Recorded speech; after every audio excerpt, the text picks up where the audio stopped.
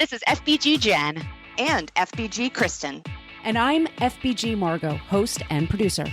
You're listening to the podcast that will help you keep a lid on the junk in the trunk and inspire you to live a happy and confident life. Each episode, we chat with motivational experts and celebs and share our own candid adventures in being healthy.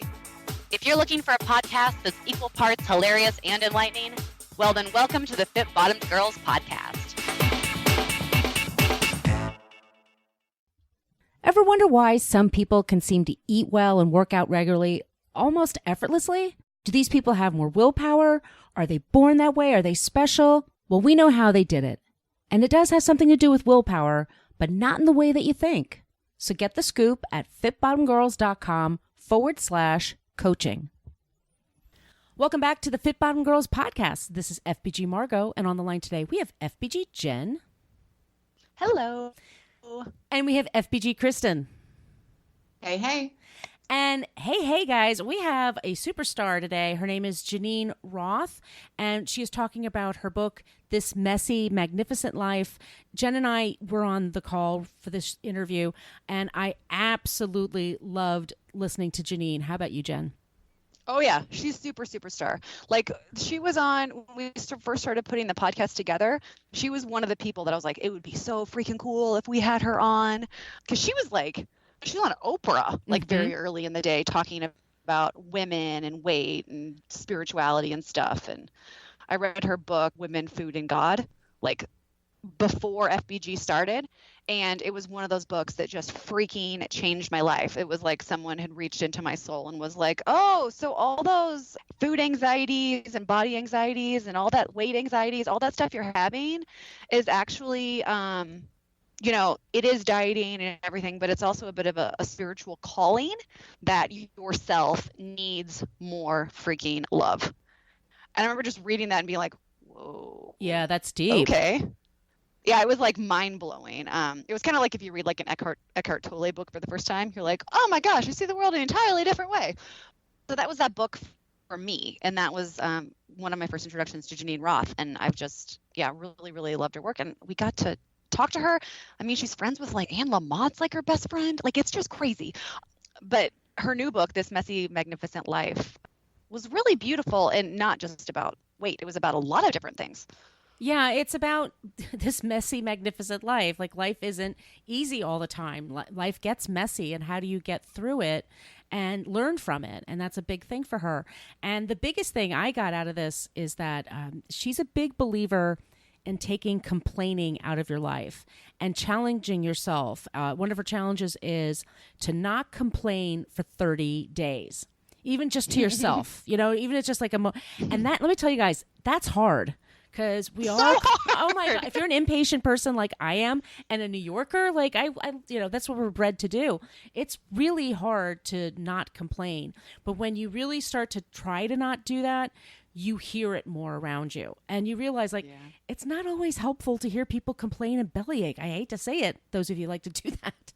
It's draining for some of us. Yeah, it is. Yeah, you do become super hyper aware of it. Yeah. And then I feel like you have to almost like throw up like a barrier around yourself, like, I'm in a no complain bubble. But then you're complaining about the complaining. And you're like, oh man. Right. Well, it's also. So what do you guys do when you're in that sort of a situation? Because like, I know there are times when I try to find like something else to say, like to change the topic, to change the direction, and I will tell you, it does not often work. No, I'm sorry to interrupt. I had a story for you guys, and it was at Thanksgiving, and we have Friendsgiving, and we have a friend that's sort of on the fringe of the group that's not always there. And one thing we've all discovered is that she just complains a lot, and it gets really tiresome because she's complaining about like her life is good in so many ways. And she actually went on a diatribe at Thanksgiving about having to carry a cell phone everywhere. Like, I had to get one. And what was wrong with pay phones? And why do we have to always and just going on and on and on. And then somebody finally just said, what is more convenient than a cell phone? Like, do you want to go anywhere near a pay phone? If you think about it, he said, I'd rather go to a peep show than a pay phone. You know what I mean? Just like, it's just like, just the way she looked at it was this huge inconvenience. And everyone else is like, it's the biggest convenience in the world. Like, what are you even talking about? But yeah. Anyway, go ahead. Oh my gosh, that's crazy. I don't even know what I was gonna say. I'm so sorry. To be honest, that's okay. It doesn't matter. I don't think.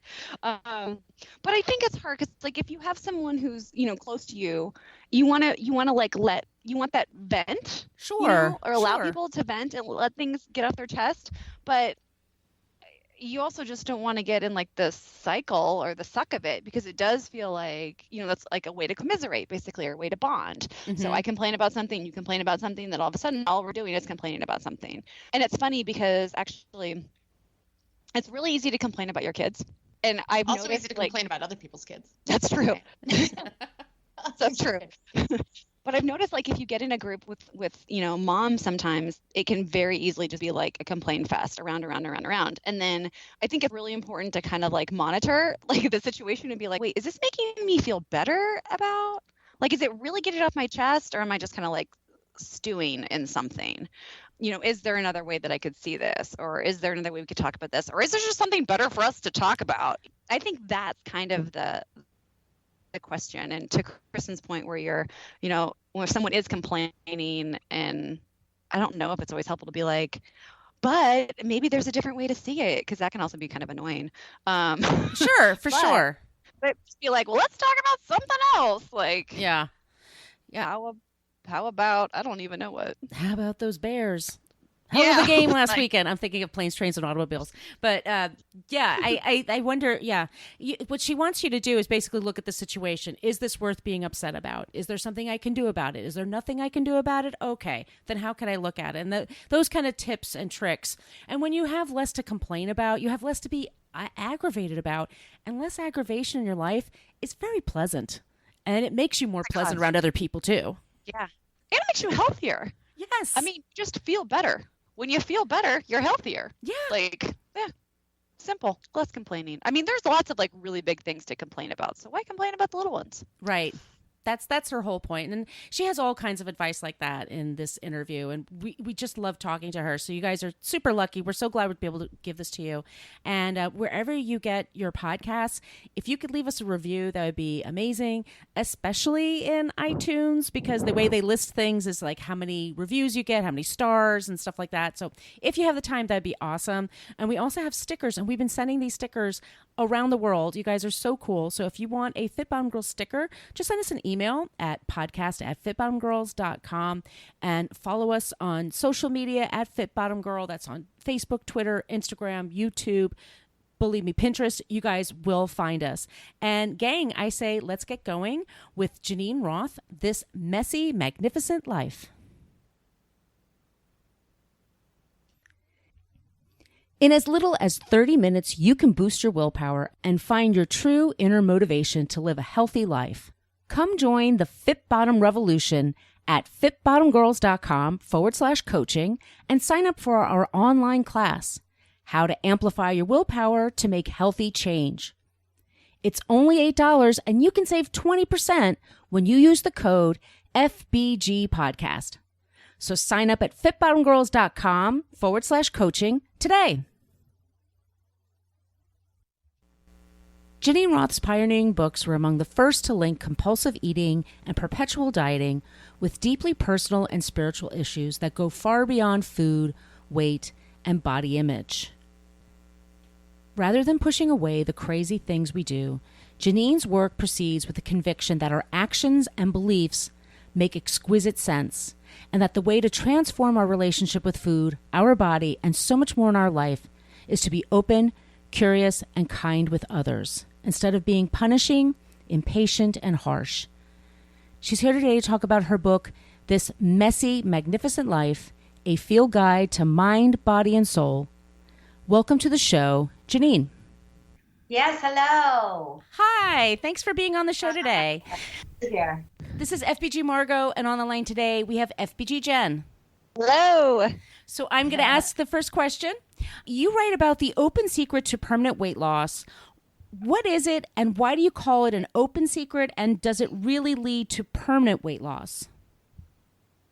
Well, whether it leads to permanent weight loss depends on the person, of course, as everything does, because nobody else is responsible for your well-being really than you. So whether anything is permanent depends on what you yourself do, whether you put it into action, whether you change the things that you do every day, whether you develop some new practices. What the permanent weight loss is about is that for many, many, many people who struggle with food and eating and weight and shame about the size of their bodies, many people just want to get rid of it.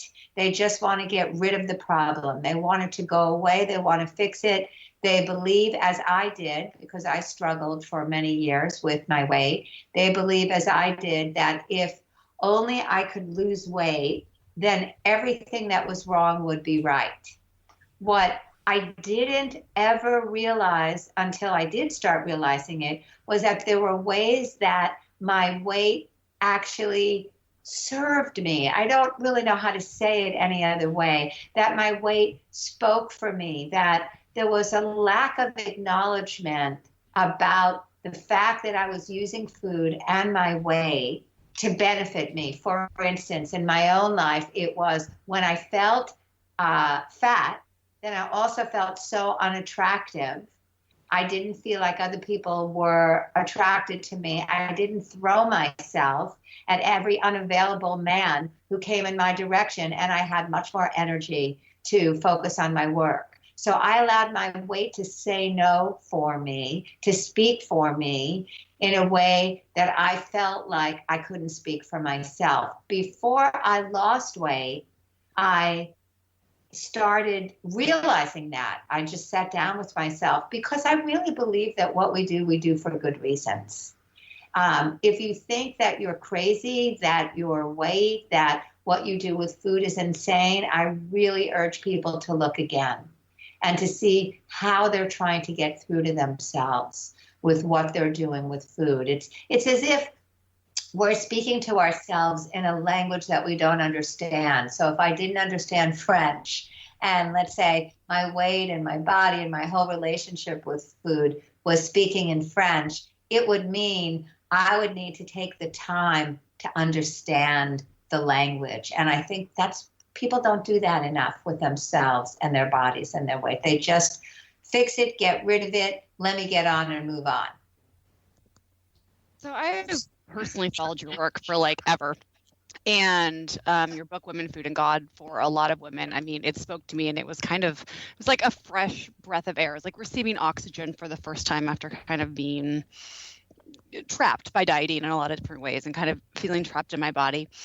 And I guess I'm curious because we got a copy of This Messy, Magnificent Life, which I love. I tried to savor it, but I kind of devoured it. So I feel like I have to go back and savor it more because it's really beautifully written. And there's so many just deep personal stories there.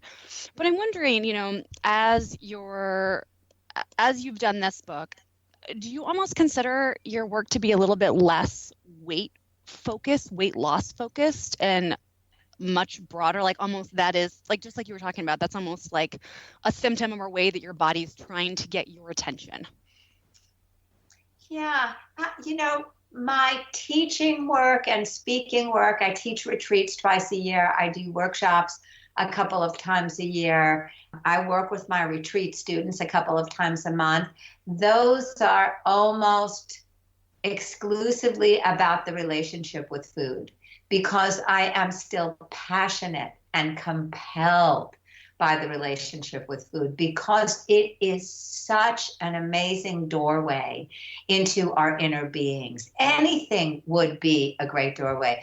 Our relationship to alcohol, to sex, to work, to our significant others, to our kids, to the internet, to our digital devices. I mean, how we do anything is how we do everything.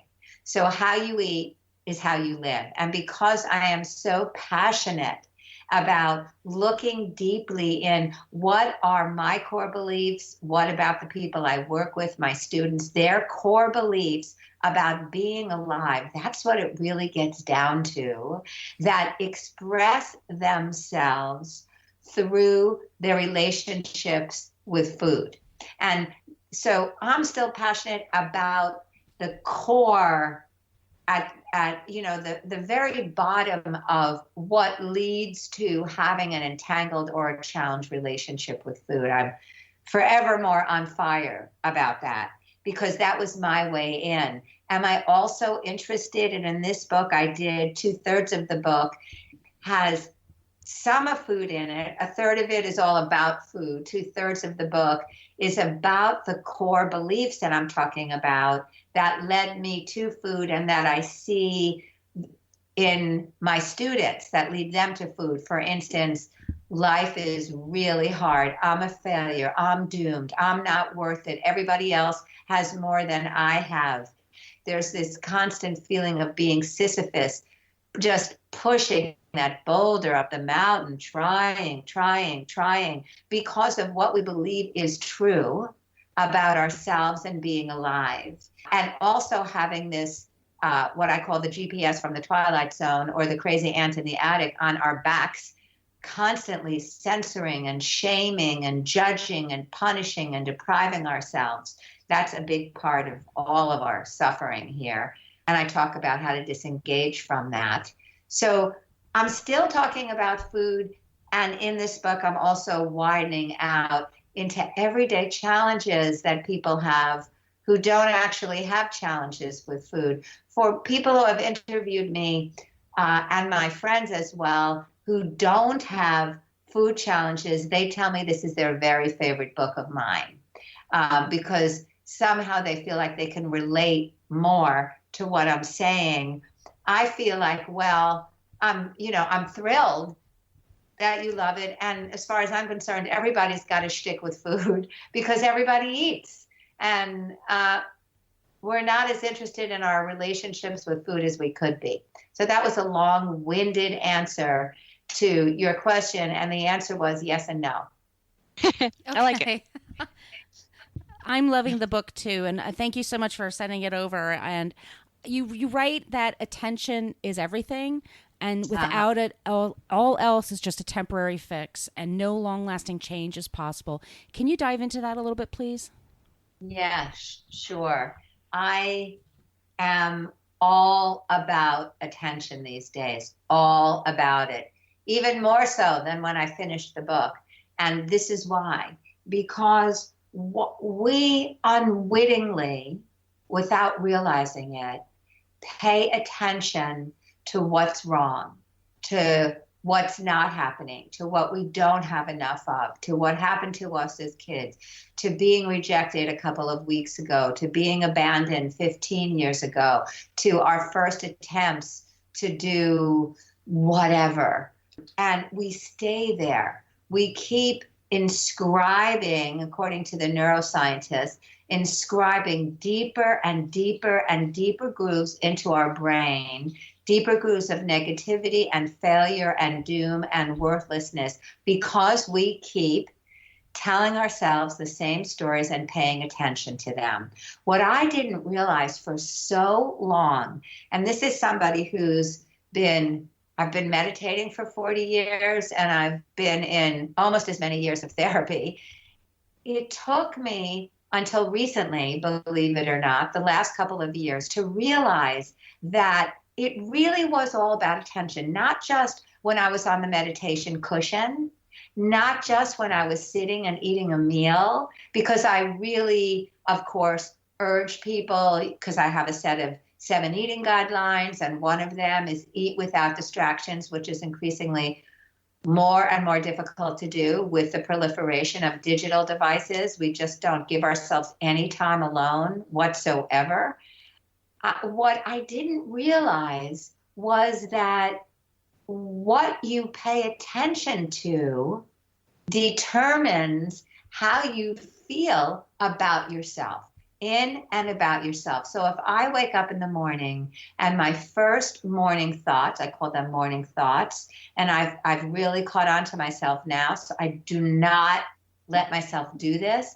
My first morning thoughts used to be, oh, I didn't get enough sleep. Oh, I have so much to do. I didn't finish it all yesterday. Oh no, I made this arrangement. I really don't want to do that. There was a pileup of things that were wrong. And what I didn't realize was that in switching my attention, and this has to be done proactively, it has to be done consciously. In switching my attention to what isn't wrong, let's just very simple practice. That's a touchstone at the back of this Messy, Magnificent Life, to ask yourself what isn't wrong a couple of times a day for 2 minutes a day. So everybody has 6 minutes to spare. What isn't wrong? And then I start realizing, oh, I woke up. I didn't die in the night. Now I know I'm laughing, but it's actually not funny. And it's obvious. I'm alive. I'm breathing. I have a roof over my head. I have arms. I have legs. I have breath. I am safe. I can walk. There's love in my life. There's food in my refrigerator. I have my favorite teacup. And then it just spills out into more and more and more. And, you know, the better it gets, the better it gets when you start focusing on what's positive. And this is not Pollyanna thinking. This is not, well, okay, I'll just say affirmations. My life is getting better and better every day. I'm a success par excellence. No, this is actually being realistic. This is tempering the brain's bias to go into negativity. And actually, you know, it's like if there were two scales and one scale was weighted far in the direction of negativity, this is just evening out the balance, because in any given moment, there's so much that's not wrong then that is wrong. And, you know, what I'll often say to people is, this is a tributary. This is a little corollary of what's not wrong. But I can say to my retreat group at any given moment, tell me a problem you have right now, in this moment. Not one you had yesterday, not that you have to go back into the past to dredge up, not even from 15 minutes ago, not that you're anxious about having in the future, right now. And what people see is, in this moment, there is no problem. And we are so beset with our problems. We might have a report that's due. Our child might be sick. We might be sick. Our knees might ache. Our back might ache. We might be really, really, really tired. But those aren't problems. They are just, oh, I'm tired. Or my knee aches. Or my back aches. Or my child is sick. Once you cut away the incredible embroidery of negativity and story that we schlep around with us every day, life becomes so much simpler and brighter. So I think this leads well into my next question, which was, you talk a lot about having a conversation with Eckhart Tolle in your book, and I just found that so fascinating. Just on so many levels. I'm like, oh my gosh, he actually is like that all the time. I call him, my friend and I call him our spiritual like pocket gnome, because he kind of looks like a little gnome, you know, but he's like, so I don't know, you just want to take him everywhere. And it seems like that was kind of the case. When it comes to this, you're talking about the stories that we have about ourselves, and the morning thought seemed like a really good way, and to kind of rewire some of that negativity. Are there any other ways that we can really start to, I guess, even become aware of the stories that we have consciously, and then continue to shift them to something that is, I guess, more true, or more of what we want to be true? Yeah. One thing is becoming aware, and I write about this in the chapter in which I speak about meeting Eckhart Tolle and having a conversation with him. I talk about not complaining. Complaining is something that most of us do in lieu of having conversations. We feel that complaining is having a conversation. Let me tell you about my woes, what went wrong, what happened to me, what didn't happen to me that I wished happened to me, what happened to me that I didn't want to have happen to me, and the other person does the same thing. And that's what we usually call conversations, is just mucking around. This is, in many ways, you're right. It's an extension of our previous question. We muck around in negativity. We're basically complaining about something that happened already, that there's nothing to do anything about. And yet we complain about it. And that just gets us deeper and deeper into the muck. You know, when I stopped complaining, which I did write about in This Messy, Magnificent Life, when I first started it, and now I've been doing it for a couple of years, but for the first 2 weeks I did it, it was so shocking to my own system and to my husband's system that he thought I had the flu. Because instead of getting in the car and saying what I didn't like about where we had just been, I caught myself and I stopped. And if all I had was a complaint, then I just didn't say anything. I just looked outside the window. When I've talked to couples about this, about not complaining, at least 3 different couples have said to me, I don't think we'd have anything to talk about if we didn't complain. But what happens is that you then begin seeing negativity everywhere. Then life becomes exhausting because you're always fighting against what already happened, that there's nothing to do about. And there's nothing more useless to do with your mind than to fight about something that already happened that you have absolutely no control over. So another thing would be to stop complaining. Now, if you can't take that on, you know, it's the not complaining challenge. If you can't take that on for one day. I decided to take it on pretty much for my lifetime because I was done with mucking around and wallowing in negativity. I realized that if you gave me lemonade, I would give you back lemons. I was so good at turning what was here to what was wrong, what was fine to what wasn't. And I realized complaining was part of that. And I see that with my students all the time. Quick follow-up. Did you have that mentally as well? Did you start becoming aware of them, even if you weren't saying it, just the mental complaints? Oh, yes. So how do you, you're just like, oh my gosh, I'm complaining again. Like shift to something. Then it was just awareness, I assume? Shift back to awareness? I'm like, you know, you become aware that almost every other thought is a complaint against the way it is. It shouldn't be this way. You know, for instance, somebody who works for me just overlooked something really big that I just realized. And my response at first was, oh my God, who does that? How could she? And then I realized very, very quickly, well, who does that? She did.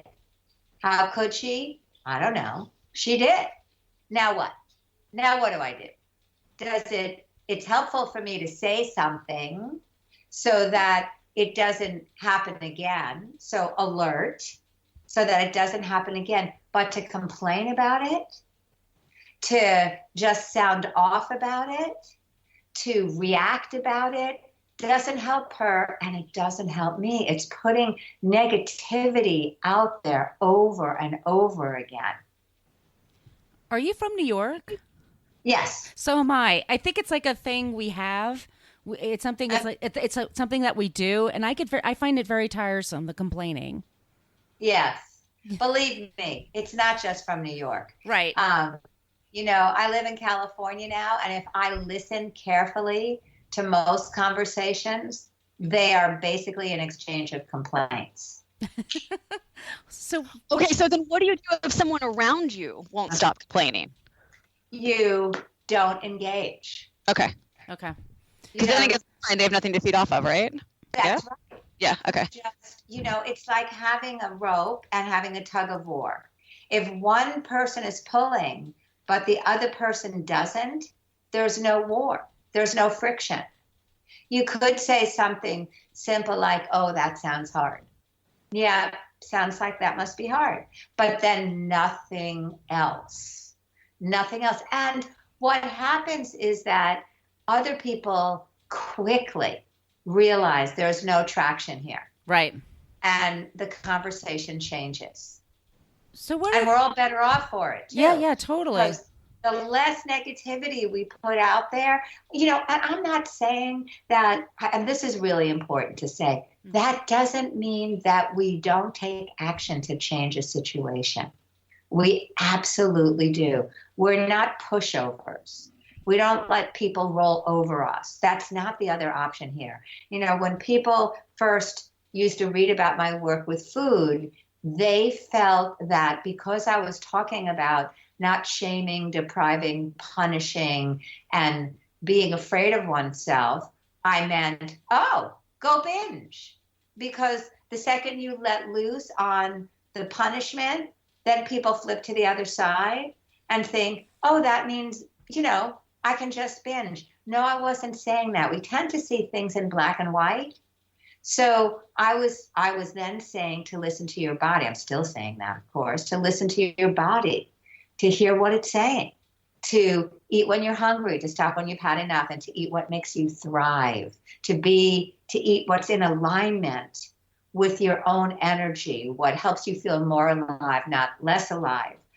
On the complaining part, I'm not talking about not taking action to change a situation. Yes, absolutely. Take action to change a situation. If I'm staying in a hotel and it smells like mold, or there are cockroaches on the floor, these are extreme examples, I will go down and talk to them and say, there are bugs in my room and I don't want to sleep in this room. That's a statement. The complaint is, how could there be? How could you? Why did you? What kind of place is this?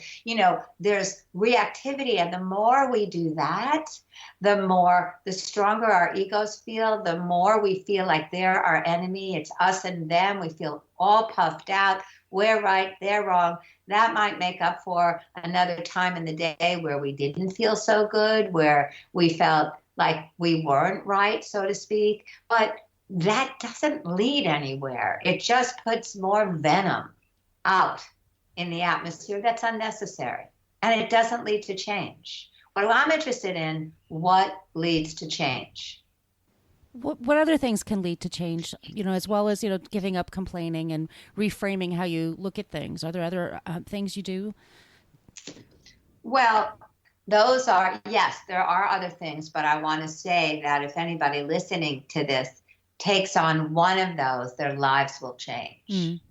So, it's important to see, because most people don't do anything. Most people, I used to say in my workshops, sometimes I still do, everyone wants to lose weight, but no one wants to change.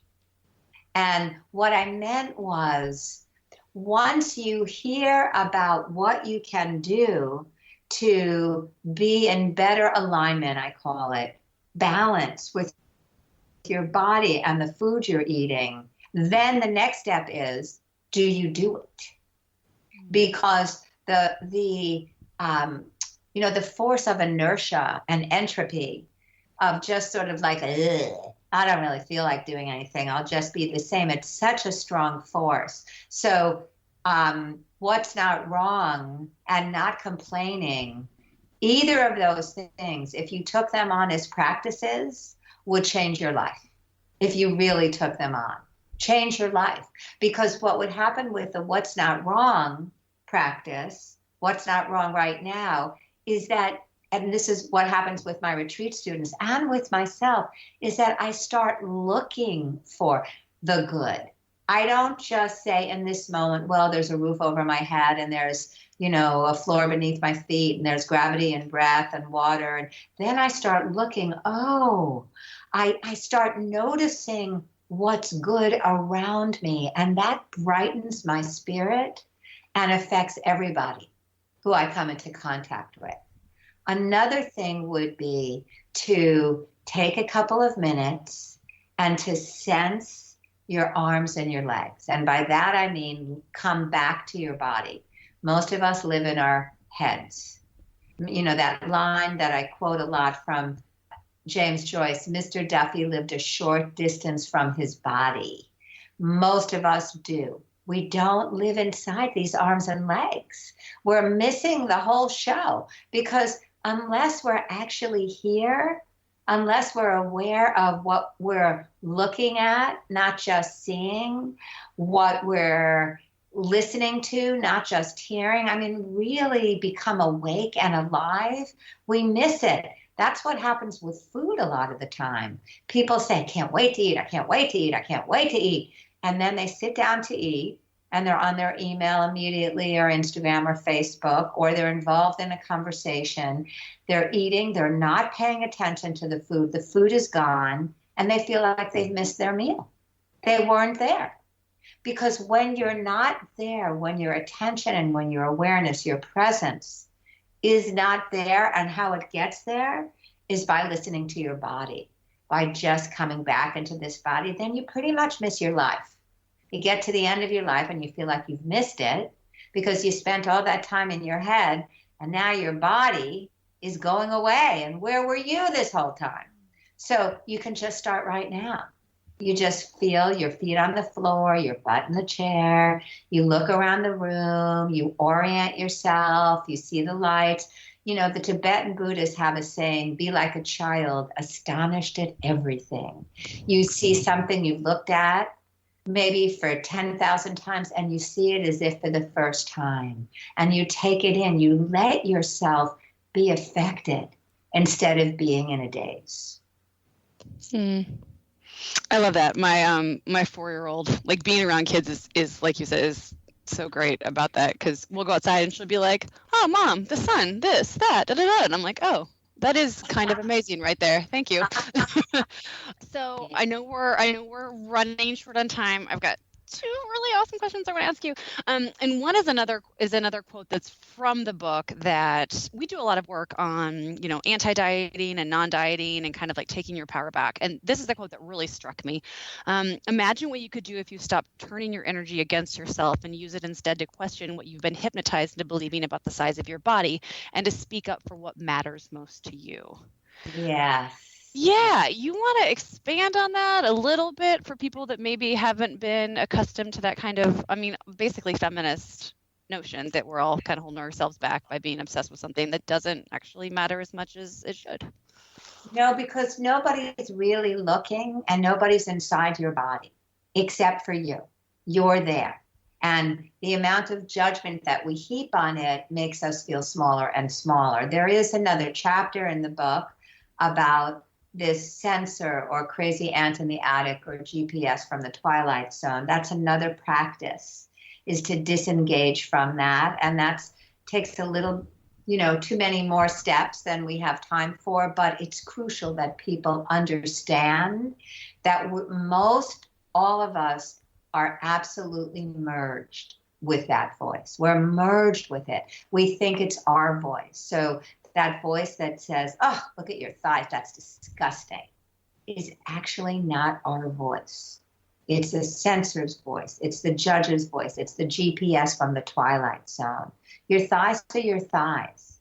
And if your thighs feel uncomfortable to you because it's not easy to walk around, because you can't fit in a chair, because you want to run and they're holding you back, so to speak, because you want to move in a much more effortless way, well, there are steps to take, but you don't take them because you feel ashamed. Because when you feel ashamed, any movements that you make to change are just really to avoid the shame, and they won't last for a long time. I see this, you know, because I've been teaching workshops for so many years, I've seen many people over and over again who first came to me in the 90s or the late 80s and would say things to me like, well, your approach is so kind, but I can't really follow it because I'm afraid I'm going to gain so much weight. So let me go on a diet first, and then I can do that. And then I see these same people 10 years later, having been on a diet, 10, 15, 20 pounds more than they were when I first saw them a while back with the same issue, not knowing how to be kind to yourself. It's the self-acceptance and boundaries, which is sort of what your question is about, are both those things are crucial. And boundaries in particular, I talk about that in the chapter called The Red String Project, that no is a complete sentence, and so is I don't want to. Yeah, I love that. I got teary-eyed in the Red String. That's a really cool part of the book. Okay, Margot, can I ask one last question, and then I'll have you do last question? Yeah, go for it. Okay, so I might have said this, that I really like the title of the book.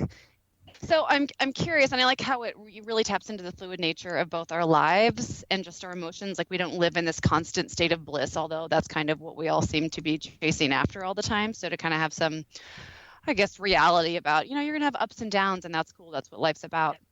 So I'm curious, what's both messy and magnificent in your life? And then how do you find the magnificence in the mess? Right. Well, my mind is messy and magnificent. That's what I would say. I would say that catching my mind as it loves attaching and being fond of suffering and negativity from the years that I did that, it's a constant process of catching myself and switching on the light. It's like when I meditate, there's focus. I sit down, there's awareness, there's focus, and then my mind starts wandering. And then I become aware of my mind wandering, and then I switch. It's like putting on the light, and I come back. And so that's what it feels like I do with my mind just during the day, too. When I hear myself telling a story or about to complain or complaining in my mind, it's a constant process of rebalancing myself. And every time I do, it's back to the magnificence. And if it's not magnificent in that moment, there's a neutrality to it, a fineness to it. It's fine. So once again, this book is called This Messy, Magnificent Life, a field guide to mind, body, and soul. Janine, where can people find you on the web and social media? They can find me on my website, JaneneRoth.com, and that's with a G, Geneen, Roth.com.